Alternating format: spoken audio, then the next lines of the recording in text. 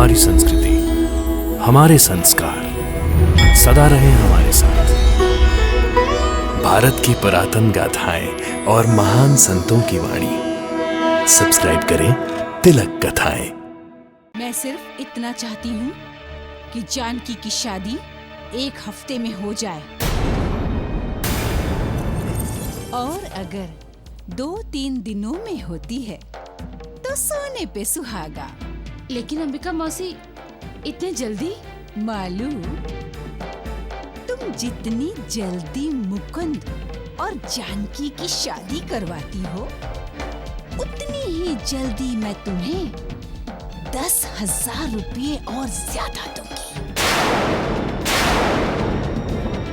मेरा बेटा रघुराम कोई पागलपन करे, इससे पहले मैं चाहती हूँ उस जानकी की शादी हो जाए और वो मुई अपने ससुराल चली जाए।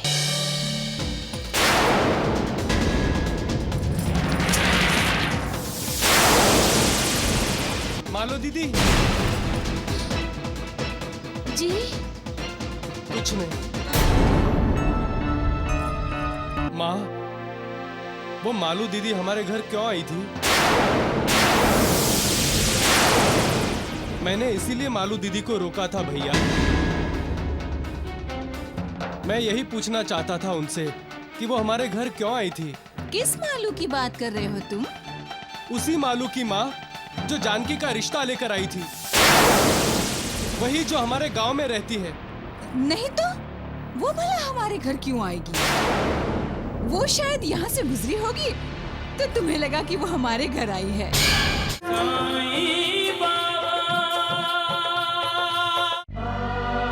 आप तो सब जानते हैं बाबा, आपसे कुछ भी छिपा नहीं है बाबा, क्योंकि मैं जानती हूँ कि कर्ता आप ही हैं, सब करने वाले आप ही हैं बाबा।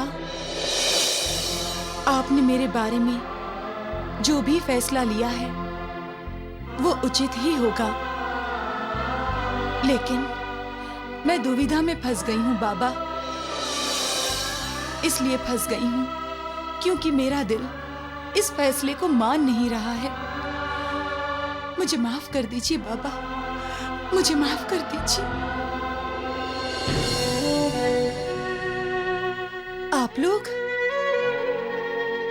आप लोग अभी तक सोए नहीं? तुम भी तो नहीं सोई हो। जब बेटी की आंखों में नींद नहीं, तो माँ बाप की आंखों में नींद कैसे आ जाएगी?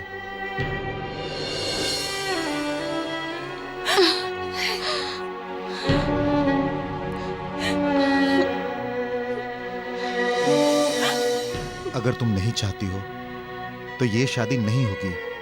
हम उन्हें इनकार कर देंगे बेटी। नहीं पिताजी। देखो जानकी, हर माँ बाप अपने बच्चों की शादी उनकी खुशी के लिए करते हैं, उनके बेहतर भविष्य के लिए करते हैं, लेकिन जहां खुशी ना हो वहां बेहतर भविष्य कहां से होगा? लेकिन ऐसा लगता है इस शादी से ना तो तुम खुश रह पाओगी, ना ही सुखी। बेटी, जब तुम रोती हो तो मैं अपने आप को अपराधी महसूस करता हूं। ऐसा लगता है कि अब इन हाथों में अपनी बेटी के आंसू पोंछने की ताकत भी नहीं बची। बहुत ग्लानि महसूस करता हूं, बहुत ग्लानि महसूस करता हूं मैं।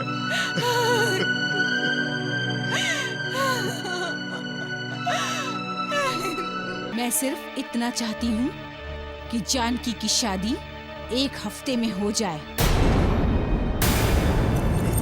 और अगर 2-3 दिनों में होती है तो सोने पे सुहागा। लेकिन अंबिका मौसी, इतने जल्दी?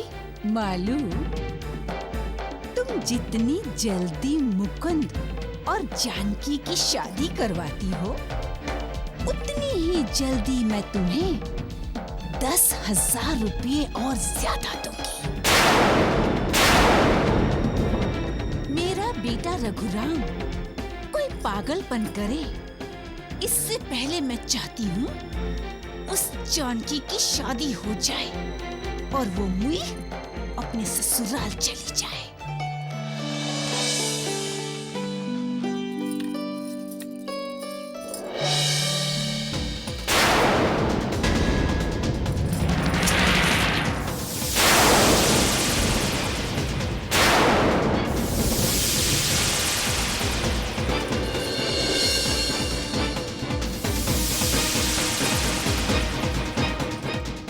दीदी। जी कुछ नहीं।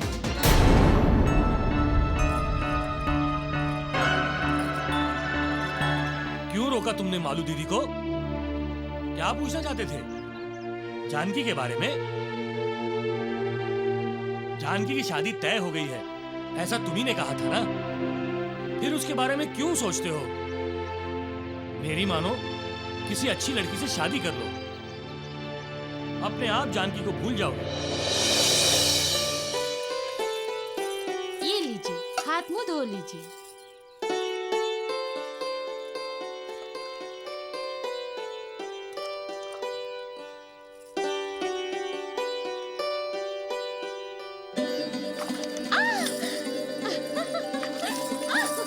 ये क्या कर रहे हैं आप? हाँ, वो भी देवर जी के सामने।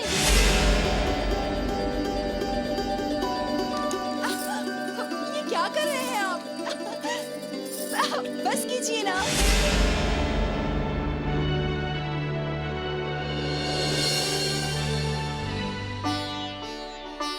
क्या अभी? ये लीजिए तौलिया। देखना, इसी हफ्ते जानकी की शादी हो जाएगी। अरे इतनी जल्दी? हाँ, मैंने मालू को पैसे दे दिए हैं। हो सकता है 1-2 दिन में ही उसकी शादी करा दे।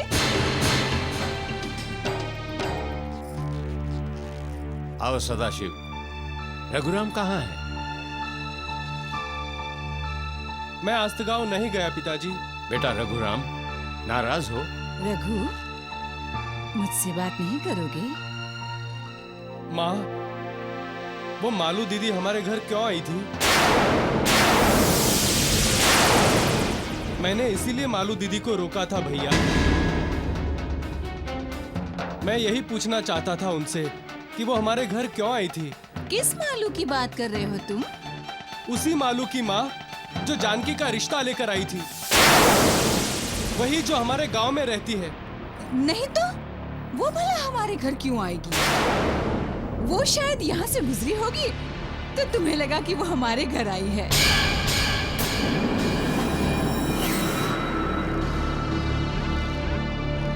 सच्चाई कभी नहीं छिपती। क्या जलने वाली आग को हम छिपा सकते हैं? क्या धुआंधार होने वाली बरसात को छुपाया जा सकता है? क्या बहने वाली हवा को हम महसूस किए बिना रह सकते हैं? क्या चारों दिशाओं में फैलने वाली खुशबू को, सुगंध को छिपाया जा सकता है? फिर सच्चाई को, सच को कैसे छिपा सकता है कोई? झूठ बोलकर हम सच्चाई पर पर्दा डालने की कोशिश करते हैं, लेकिन झूठ का ये पर्दा सच को ज्यादा वक्त तक ढक कर नहीं रख सकता। सच्चाई तो खुलकर सामने आती ही है, और जो भी कोई सच्चाई के साथ खिलवाड़ करना चाहता है, वो सच के सामने आते ही खुद अपनी नजरों से ही गिर जाता है। यही तो सच की महात्म्य है, महिमा है, क्योंकि सच एक आग है, धुआंधार बरसात है, एक तूफान है, एक खुशबू है। मतलब जिंदगी एक अग्निपथ है, और इस अग्निपथ से हर किसी को गुजरना है। जो दूसरा रास्ता अपनाते हैं, उन्हें मजबूर होकर फिर से इस अग्निपथ पर आना पड़ता है। धुआंधार बरसात का, तूफान का सामना करना पड़ता है। जो इस सच के रास्ते से गुजरते हैं, उनकी जिंदगी मालिक की कृपा की खुशबू से भर जाती है। तो फिर इंसान झूठ क्यों बोलता है? क्यों झूठा व्यवहार करता है? क्यों झूठ को सच का वेश पहनाना चाहता है? सच एक तपस्या है। तपस्या करो और मालिक को प्रसन्न करके वरदान पाओ। उद्धार होगा, कल्याण होगा। सबका मालिक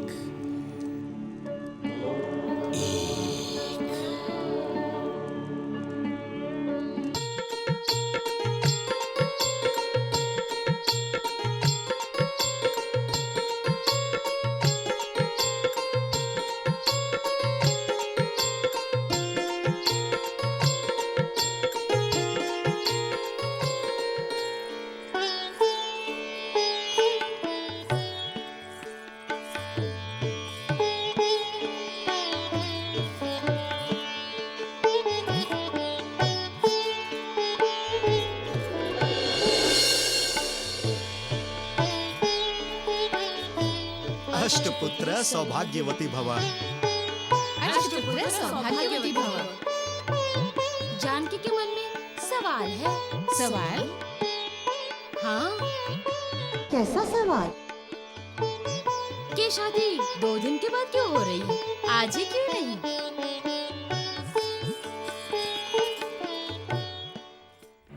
दादी, अपने रघु चाचा को बाहर गांव क्यों भेजा? चाचा नहीं तो मजा नहीं। तुम अपनी पढ़ाई पर ध्यान दो राजू। अंबिका, सदाशिव को क्या चाहिए पूछो। मेरा खाना हो गया पिताजी। मैं जानती हूँ किसे कब और कितना चाहिए, सबका ध्यान रखती हूँ मैं। सिर्फ रघु चाचा का नहीं, रघु चाचा का ध्यान होता तो जानकी चाची से उनकी शादी करा दी होती। अहंकार जब मन में कुंडली मार कर बैठता है तब इंसान गलत बातें सोचने लगता है, साजिशें करने लगता है, और तब स्वार्थ, ईर्ष्या, नफरत जैसे इंसान के शत्रु भी जाग जाते हैं। इंसान तब ठीक तरह से सोच नहीं सकता। उसके मन में ये भावना पैदा हो जाती है कि वो जो भी कर रहा है वही ठीक है, और वो अपने परिवार का भला नहीं बुरा ही करता है। वो दूसरों की भावना की कद्र भी नहीं करता, किसी को महत्व नहीं देता। स्वार्थ इंसान को अंधा और बहरा बना देता है। स्वार्थ के कारण ही वो अपनों के साथ अन्याय करता है और उससे परिवार में दरार पैदा होती है, रिश्तों में कड़वाहट पलने लगती है। इंसान भूल जाता है कि पैसा घर के संस्कार बरकरार नहीं रख सकता। उसके लिए घर में संस्कारी और गुणी बहू का आना जरूरी है। महत्व बहू को देना चाहिए, उसके साथ आने वाले पैसे को नहीं। हाँ। सबका मालिक एक।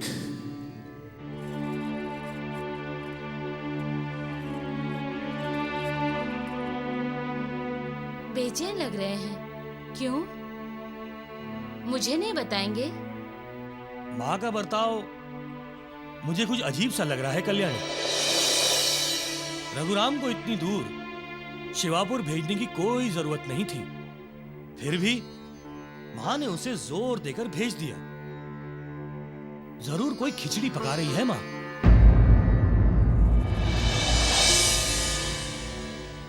मैं खुद आपसे ये कहने वाली थी।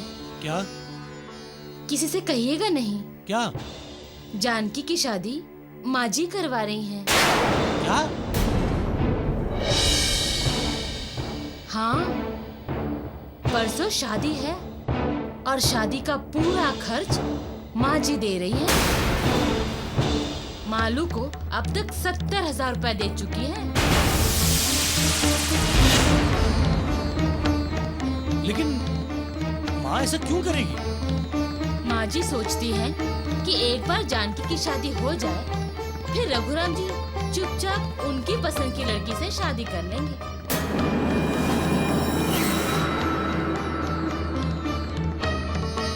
चाचा चुपचाप शादी करे या नहीं ये तो मैं नहीं जानता, लेकिन अब मैं चुपचाप बिल्कुल नहीं रहूंगा। रघु चाचा, चाचा, रघु चाचा, रघु चाचा, अगर आज जल्दी नहीं आ सके तो बहुत बुरा होगा। जल्दी ही जाना चाहिए, वरना आज जानकी चाची की शादी हो जाएगी। रघु चाचा, रघु चाचा, रघु चाचा, रघु चाचा, रघु चाचा। राजू, तुम क्या हुआ? तुम पाठशाला नहीं गए?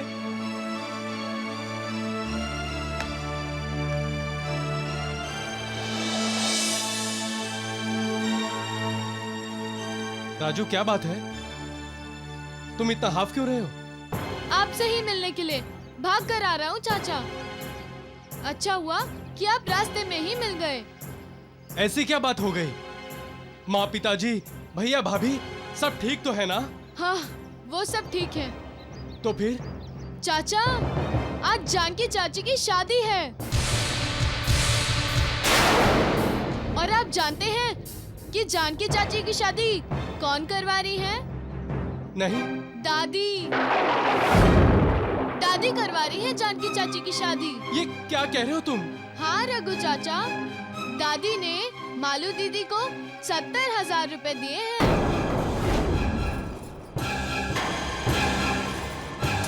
वो मालू दीदी हमारे घर क्यों आई थी? नहीं तो वो भला हमारे घर क्यों आएगी? वो शायद इधर से गुजरी होगी तो तुम्हें लगा कि वो हमारे घर आई है। माँ,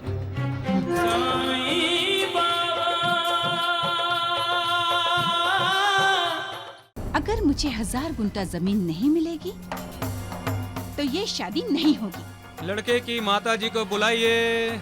मुकुंद, यहाँ आओ। अगर नारायण राव जी तुम्हारे नाम पे 1000 गुंठा जमीन नहीं करते तो तुम ये शादी नहीं करोगे। ये शादी नहीं करोगे? ये क्या कह रही हैं आप?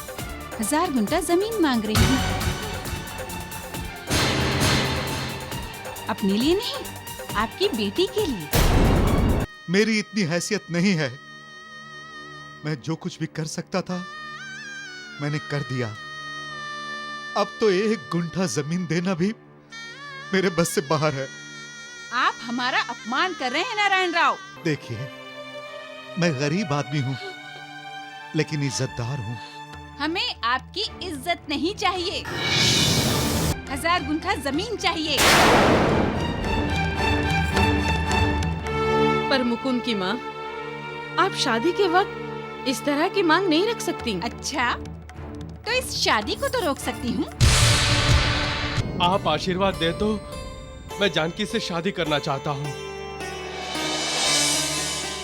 जानकी, क्या तुम मुझसे विवाह करोगी?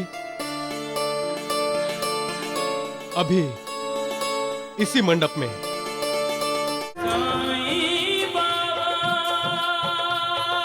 इतना खर्चा किया नारायण राव जी ने, तो थोड़ा और करेंगे तो क्या हो जाएगा?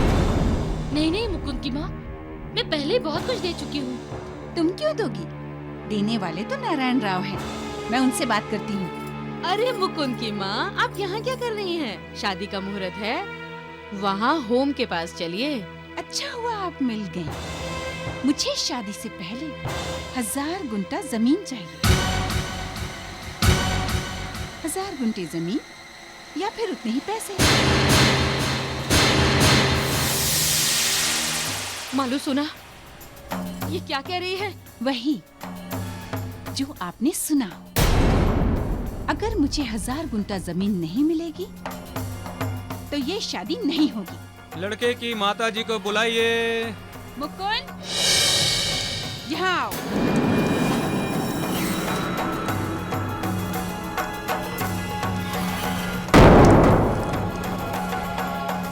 अगर नारायण राव जी तुम्हारे नाम पे 1000 गुंठा जमीन नहीं करते तो तुम ये शादी नहीं करोगे।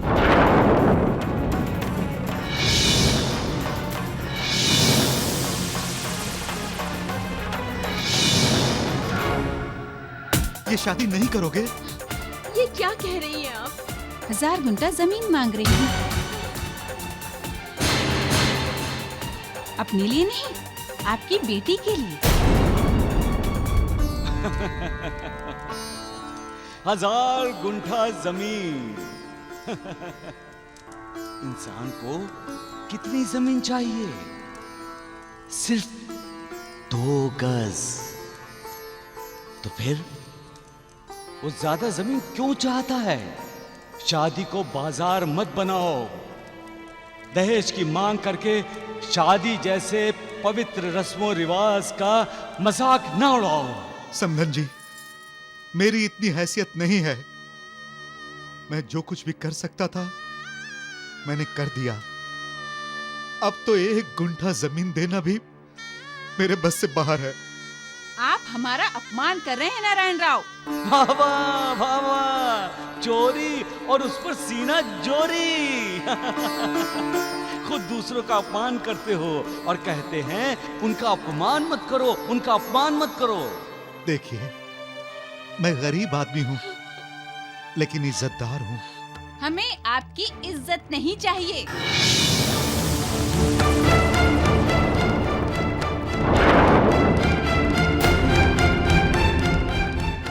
हजार गुंठा जमीन चाहिए। पर मुकुंद की माँ, आप शादी के वक्त इस तरह की मांग नहीं रख सकती। अच्छा, तो इस शादी को तो रोक सकती हूँ। मुकुंद। नहीं नहीं नहीं नहीं नहीं, ऐसा मत कीजिए, ऐसा मत कीजिए।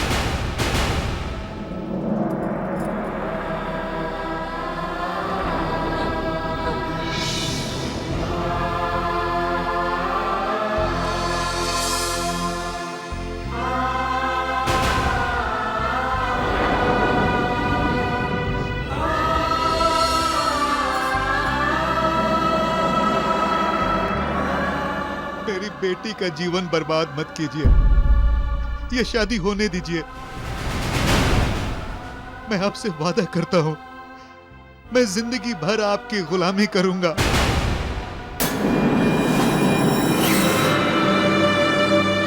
लगता है लड़के वालों ने कुछ मांग रखी है। बेचारा नारायण राव कैसे करेगा उनकी मांग पूरी? शादी रुक गई तो बेचारी जानकी तो बिना किसी दोष के दोषी हो जाएगी। अरे लड़की को सब मनहूस कहेंगे। फिर तो उससे कोई शादी भी नहीं करेगा। वाह रे मालिक वाह, कैसा इंसान बनाया तुमने, कितनी अजीब सोच दी है। अपराध कोई और करता है, अपराधी कोई दूसरा माना जाता है। लड़के वाले मगरूर होकर शादी तोड़ते हैं और ये इंसान लड़की को मनहूस मानते हैं। अब ये शादी नहीं होगी नारायण राव। नहीं समझी जी, नहीं, ऐसा मत कीजिए, ऐसा मत कीजिए।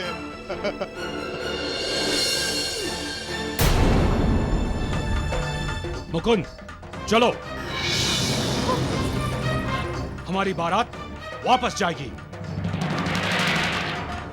नहीं नहीं नहीं समझी जी, नहीं।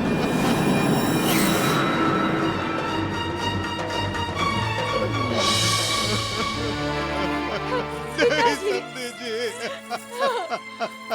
उठिए पिताजी। नहीं समझी जी। उठिए पिताजी।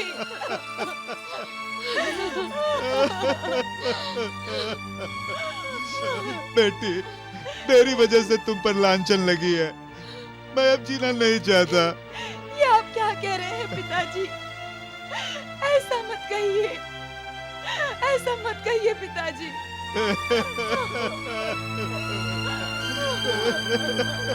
काका जी,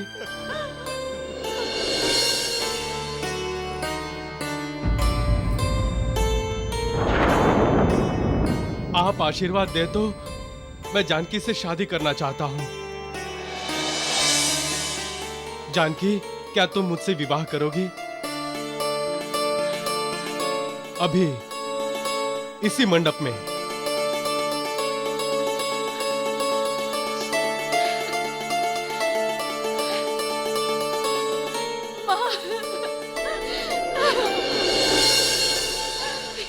तेरा भी कमाल है मालिक। कैसे कैसे खेल खेलता है तू, कैसी कैसी लीला रची है तूने। लीला रचाता भी है, ये भी दिखाता है कि इंसान कितना निर्दयी है, कितना स्वार्थी है, और साथ ही साथ सच्चे प्यार का भी साक्षात्कार करवाता है। आज तुमने साबित कर दिया मालिक कि शादी की जोड़ियां तुम ही तय करते हो, और तुम रहम दिल भी हो मालिक। करुणाकर हो, भक्त वत्सल हो, जिसके साथ तुम्हारी दुआएं हो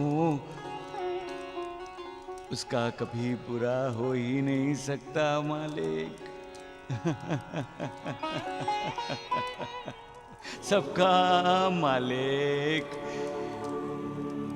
एक।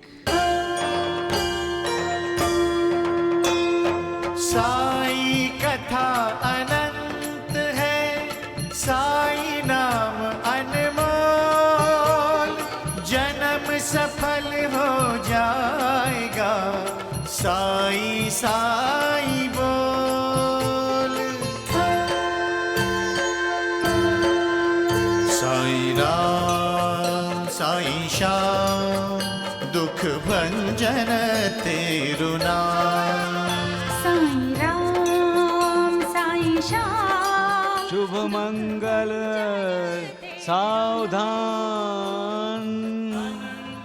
ऐसा क्यों कहते हैं?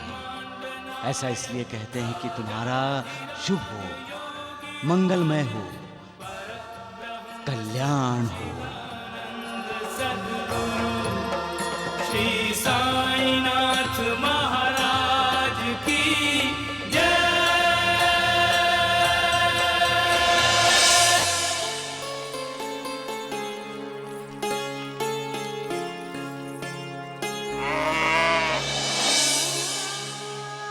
पोना,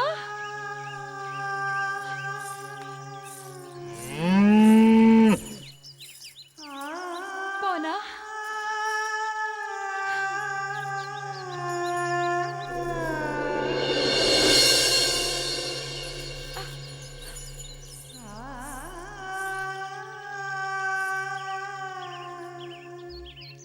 जिन हालात में यह शादी हुई है, उस कारण हम आपका आदर सत्कार नहीं कर सके। उसके लिए हमें क्षमा कर दीजिए। कैसी बात कर रहे हैं आप पिताजी? आपने मुझे अपना जमाई स्वीकार किया है, इससे बड़ा आदर सत्कार क्या होगा?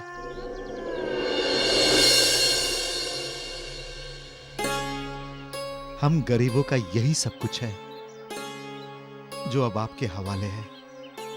कोई भी लड़की का पिता गरीब कैसे हो सकता है? गरीब तो लड़के के माता पिता होते हैं। जो दे वो श्रेष्ठ है। लड़की का पिता अपनी बेटी का दान करता है, इसलिए वो अमीर है, श्रेष्ठ है। और लड़के का पिता उस दान को स्वीकार करता है, इसलिए वो गरीब है, कनिष्ठ है।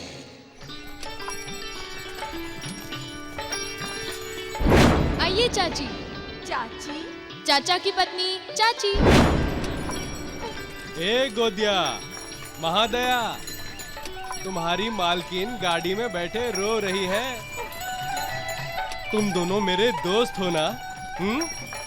तो अपनी मालकिन बाई से कहो उसका पति गाड़ी में ही बैठा है, वो उसके पास आकर बैठे, वो उसे कभी रुलाएगा नहीं।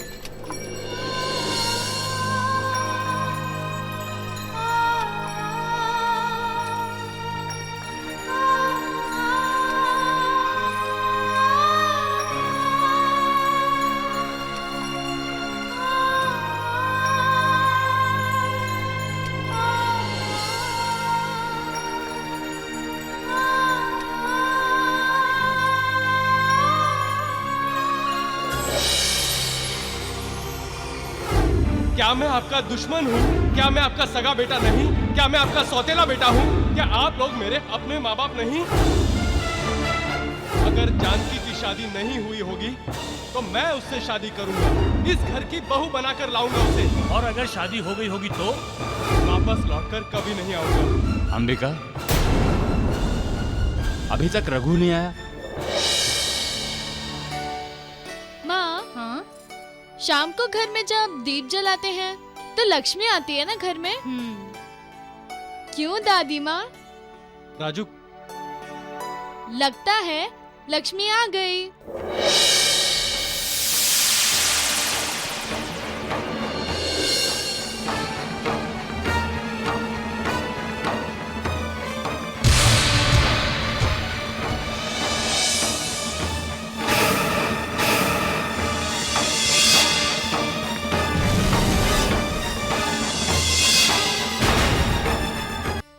जानकी चाची, जानकी चाची। लक्ष्मी आई है? कहाँ? ये देखिए पिताजी।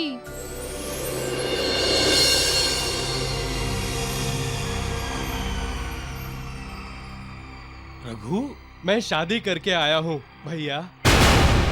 गांव में जब किशन चाचा की शादी हुई थी, उनकी माँ ने चाचा और चाची दोनों की आरती उतारी और नजर उतारी थी।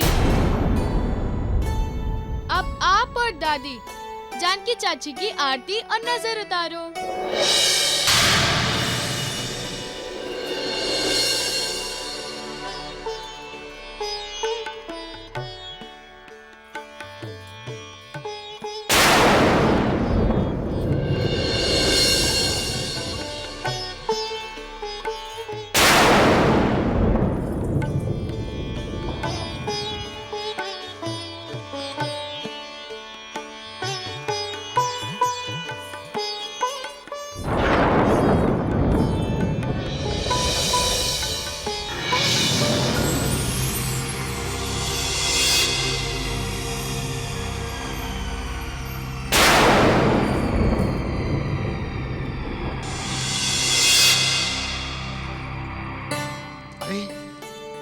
अपने आप को साहूकार, जमींदार, अमीर कहलाने वाले लोग कंगाल होते हैं। जो किसी को दुआ नहीं दे सकता, आशीर्वाद नहीं दे सकता, उससे बड़ा गरीब कौन है? साईनाथ, ये लोग कब समझेंगे महासपति कि किसी को दुआ देना, किसी के लिए दुआ मांगना कितनी बड़ी बात है महासपति। अरे किसी को दुआ देने से अमीरी कम नहीं हो जाती, फिर दुआ देने में कंजूसी क्यों? अरे कोई तुम्हारे सामने झुककर तुम्हारे पैर छूता है, तुम्हें आदर देता है, तुम्हें मान देता है, सम्मान देता है, और तुम उसका अनादर करते हो, अपमान करते हो उसका। ये लोग नहीं जानते महासपति कि जब हम दूसरों को दुआ देते हैं तो मालिक हमें दुआ देता है। जब हम दूसरों का भला करते हैं तो मालिक भी हमारा भला ही करता है। जो घर आई लक्ष्मी का अपमान करते हैं उसका साथ मालिक कैसे दे सकता है? जो बिना कारण अपनी बहू को दुश्मन मानता है उसे मालिक मित्र कैसे मान सकता है? जो अपनी बेटी समान बहू को बद्दुआ देता है उसे मालिक दुआ कैसे दे सकता है? महासपति, ये जिंदगी 4 दिन की है, ये जानते हुए भी इंसान नफरत, ईर्ष्या, द्वेष ऐसे विकारों का साथ क्यों देता है? क्यों नहीं ममता का, प्यार का, भक्ति का, मित्रता का, विनम्रता का साथ क्यों नहीं देता? सबका मालिक एक